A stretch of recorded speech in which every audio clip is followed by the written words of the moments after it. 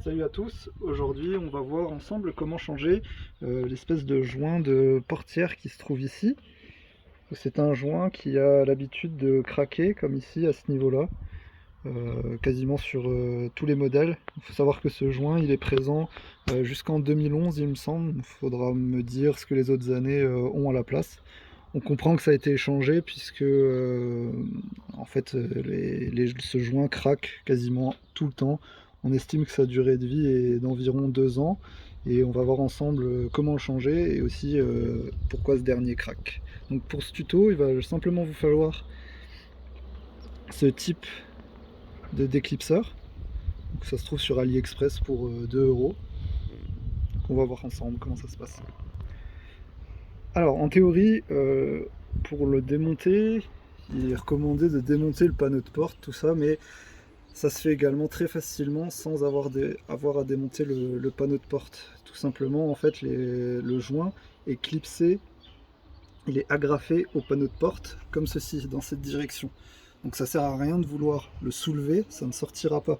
Il faut impérativement le pousser vers l'extérieur pour en fait tout simplement enlever les agrafes et pouvoir évacuer le plastique. Donc là on vient tout simplement au bout, comme ceci, et on vient pousser tout le long. Voilà. Donc là on y va vraiment progressivement sur toute la longueur. Et voilà. Donc là on voit la partie qui est cassée, bien fissurée. Donc maintenant il ne nous reste plus que l'autre moitié à faire. Donc là voilà, on va enlever la dernière partie. Voilà. Donc ici vous pouvez voir les agrafes, comme je vous le disais.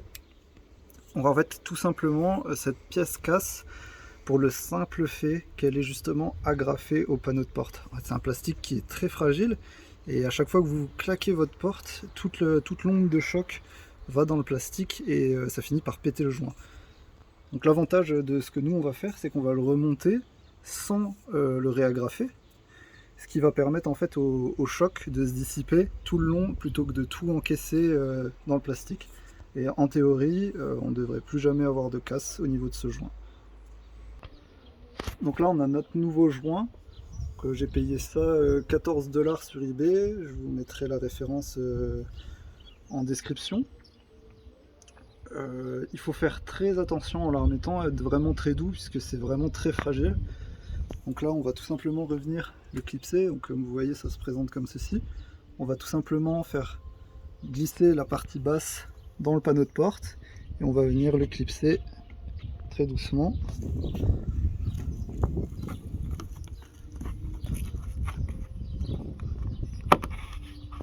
Comme ceci. Et on fait ça sur toute la longueur. Donc une fois qu'il est en place, ici on vient appuyer, qu'il rentre. C'est tellement serré en fait qu'il n'y a strictement pas besoin d'agrafe comme à l'origine. On fait ça vraiment doucement et ça se fait vraiment tout seul. Hop. Et voilà, et votre joint de portière est comme neuf.